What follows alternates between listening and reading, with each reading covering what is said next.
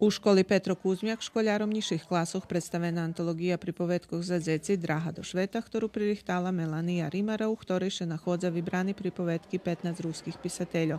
Każda antologija i każdy antologičar to subjektivne.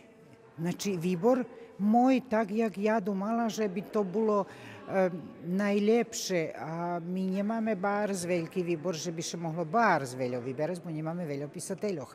Na stretnucu školjaroh i pisateljoh boli prisutni Irina Hardi-Kovačević, Ahneta Bučko, Paparhaji i Mikola Šanta, ktorí napravili dobri kontakt so djecmi i dobru atmosferu na stretnucu. Ja najvolim s njima robic, a bar sam še pocešil, kad na pitanje, že či bi dahto od vas žadal bus pisatelj, a ono polno djeci zvihli ruku, že žadaje bus pisatelj, no naj bi dal Bog, že bi to i bilo holjem polovka z tih, co zvihli ruku, že bi boli pisatelje.